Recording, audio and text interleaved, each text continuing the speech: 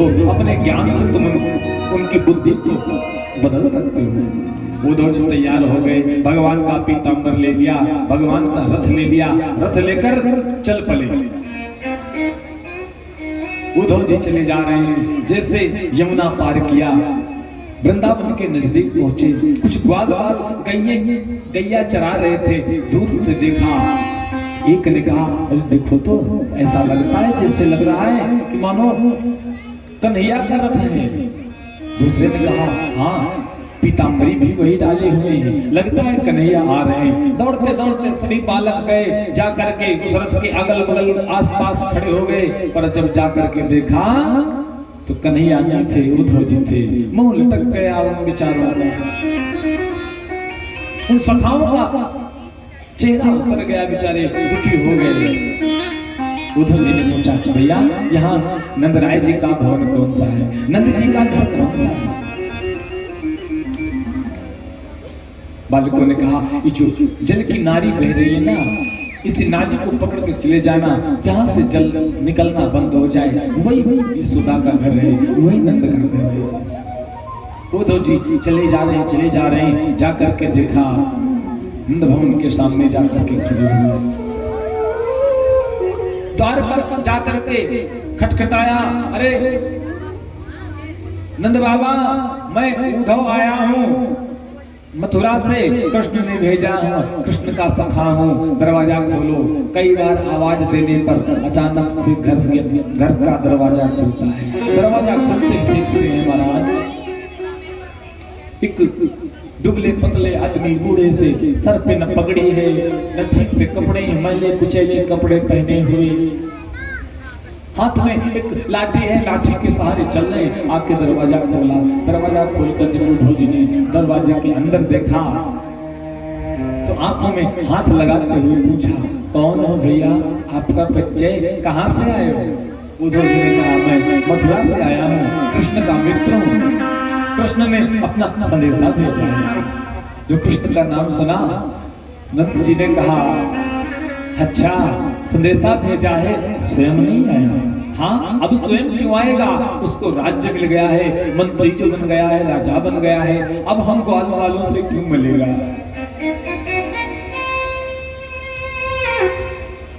उद्धव जी ने कहा, नहीं बाबा, कृष्ण तो 24 घंटे वृंदावन की याद करते हैं, 24 घंटे वृंदावन का ही स्मरण करते रहते हैं समय में। नंद बाबा ने कहा, आओ अंदर आओ, अंदर ले जाकर के बैठाया।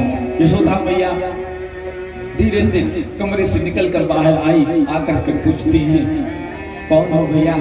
नंद जी ने परिचय दिया कि कृष्ण के मित्र हैं, कृष्ण का संदेशा लेकर आए हैं। तो मैया ने कहा, स्वयं नहीं आया है, वो स्वयं नहीं आया है, तुमको भेजा है। अच्छा ठीक है, मेरा एक संदेशा कह देना उस कन्हैया से कि अगर तुम्हारे राज्य में, तुम्हारे महल में कोई पद खाली हो चौकीदार का ना, तो मुझे बुला लेना, मैं वहां आके चौकीदारी कर लूंगी। लेकिन अपने प्रीतम का दर्शन तो प्राप्त होगा, अपने लाला का दर्शन तो करेंगी।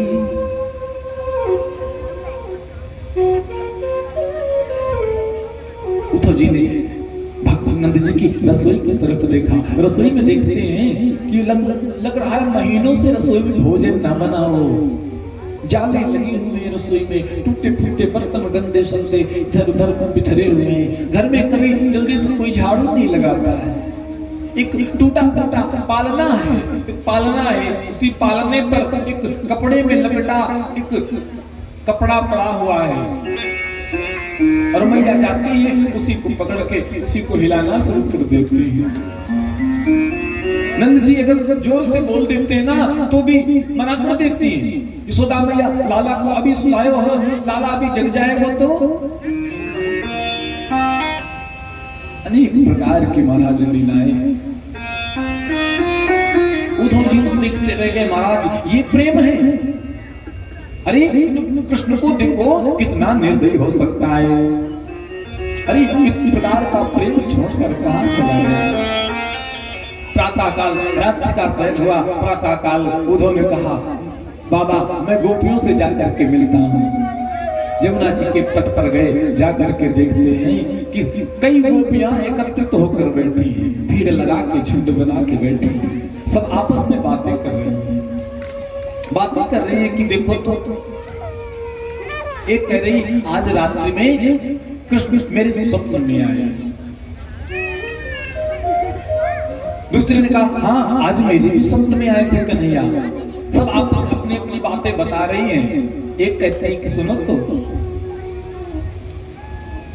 अच्छा राधा रानी तुम बताओ क्या तुम्हारे भी स्वप्न में आते हैं कन्हैया? राधा रानी ने कहा क्या बताऊं, जब से कृष्ण ब्रजधाम को छोड़कर वृंदावन को छोड़कर गए हैं ना, तब से मैं आज तक नींद ही नहीं आई। उद्धव जी खड़े खड़े सब कुछ देख रहे थे। देखते देखते उद्धव जी को लगा वास्तव में इन गोपियों ने प्रेम किया है। पहुंच गए उद्धव जी उन गोपियों को चुपके से देखने लगे। एक भंवरा आता है, भंवरा आकर के राधा रानी के चरणों के पास मंडराता है और मंडरा के घूमने लगता है। राधा रानी कहती है कि देखो तो तुमको जरूर कृष्ण ने भेजा होगा, हम जानते हैं कि तुमको कृष्ण ने भेजा है क्योंकि तुम भी काले हो। भंवरे से कह रही हैं गोपियां, क्योंकि तुम भी काले हो कृष्ण भी काला है, तुम दोनों में कोई बहुत ज्यादा फर्क नहीं लग रहा। तुम भी पहले प्यार जगाते हो फिर भाग जाते हो, कृष्ण भी पहले प्यार जगाता है भाग जाता है। भंवरा क्या करता है, जाता है एक सुंदर से पुष्प पर जो खिलने वाला कली होती उस पर बैठ गया, बैठ के जाकर के उसका रस पीने लगता है, उस पुष्प का रस पीने लगता है और पुष्प का रस पी के निकल जाता है। और ये कन्हैया भी यही करता है, पहले तो आता है हम गोपियों के दिल में, हम गोपियों के हृदय में प्रेम जगाता है, और जब हम लोग प्रेम करने लगते हैं तो स्वयं पीछा छुड़ा के भाग जाता है। अरे भंवरे तुम में और हम में कोई फर्क नहीं, जरूर तुझे उसी ने भेजा होगा। तब तक भंवरा आता चरणों के पास गिरने लगा। गोपियों ने कहा अरे जाओ, मैं जानती हूँ कि तुम कौन हो, माफी मत मांगो, मैं तुम्हें माफ नहीं करूंगी। गोपियां ये सारी बातें भगवान से कर रही थी। उद्धव जी देखते देखते स्तब्ध रह गए महाराज, देखते ही रह गए, सुध ही नहीं रहे कि हम क्या कर रहे हैं।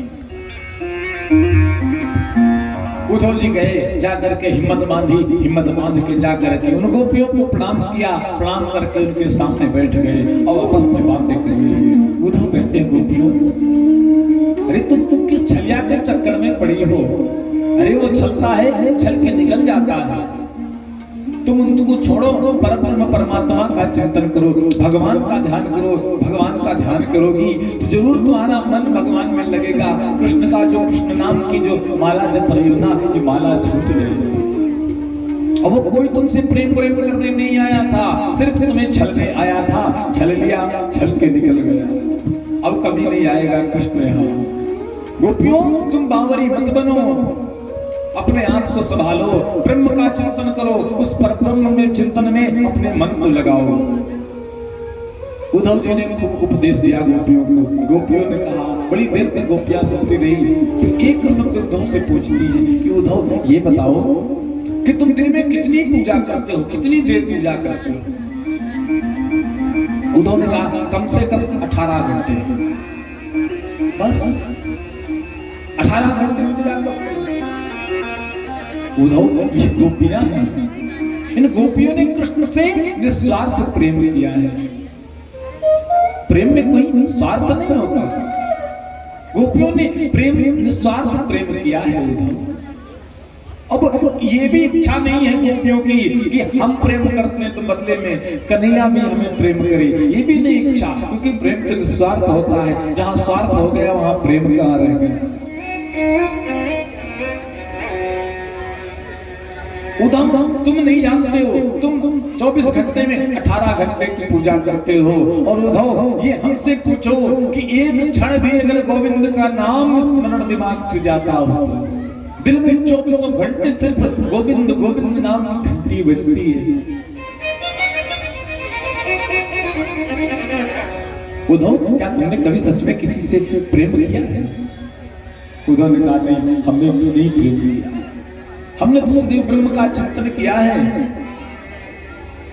गोपियां कहती, उद्धव, जिसको तुम ब्रह्म मान रहे हो ना, वही हमारे लिए सगुण साकार है, वही हमारे लिए हमारे कृष्ण हैं, वही हमारे गोविंद हैं, वही हमारे प्राण हैं, वही हमारे प्रियतम हैं। हमें संसार में किसी से कुछ पाने की आवश्यकता ही नहीं है। अब तो जो एक जीवन है, यह जीवन गोविंद के चरणों में अर्पित हो चुका है। जैसे चाहे वैसे रखें।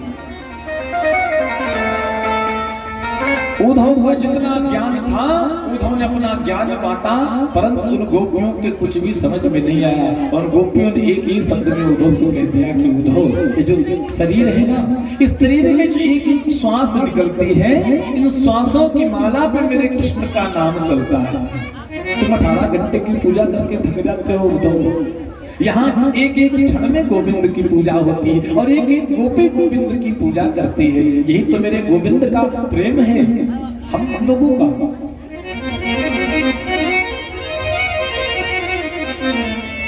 गोपियों ने ऐसा उद्धव को समझाया, ऐसा समझाया कि उद्धव का जो ज्ञान का अहंकार था वह सब रखा रह गया। और चरणों की रज लेकर, गोपियों के चरणों की रज लेकर अपने सर पे लगाई उद्धव ने। उसके बाद हाथ जोड़कर कहते हैं, बेटियों एक बार फिर से भूल जाओ, वो कृष्ण छलने आया ना, छल के निकल गया, अब कभी नहीं मिलेगा। गोपियां बड़े भाव से कृष्ण को प्रेम से उद्धव को समझाते हैं कि उद्धव,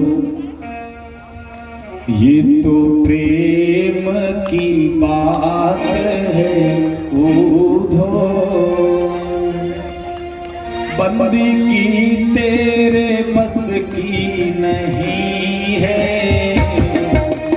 प्रेम की बात है उद्धव, बंदगी तेरे बस की नहीं है, यहाँ सजते होते हैं सोते, यहाँ सजते होते हैं आशिकी इतनी सस्ती नहीं है, ये तो प्रेम की बात है।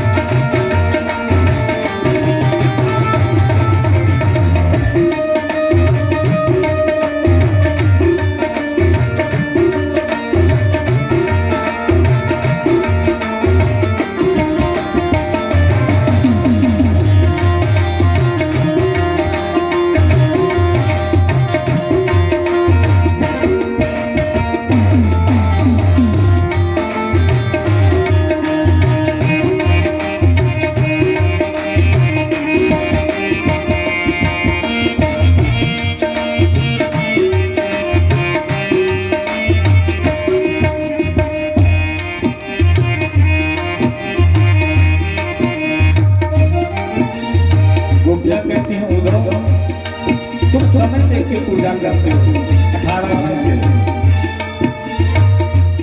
प्रेम वालों ने कब पूछा, जिनकी पूजा है तुम करते हो, प्रेम वालों ने कब पूछा, उनकी पूजा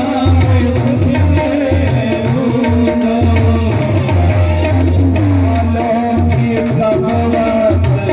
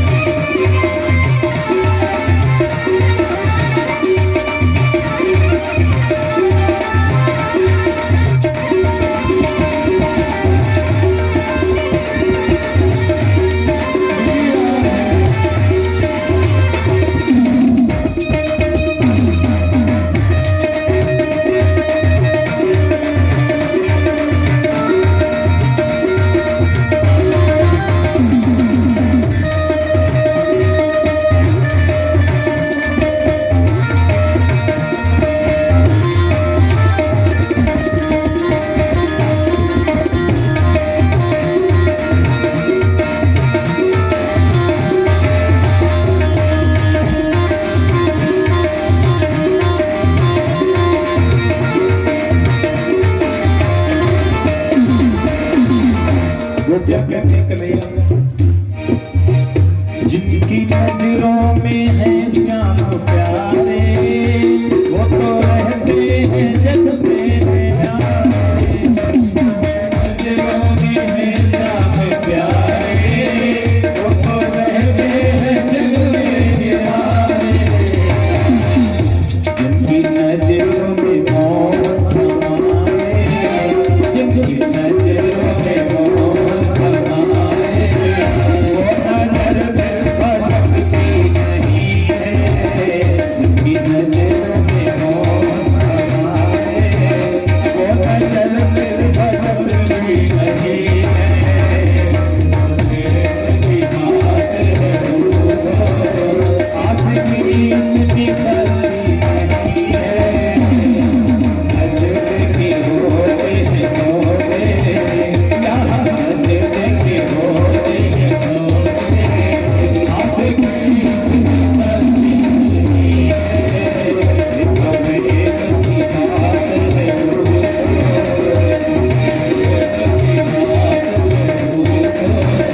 कभी मेरे बस की नहीं है।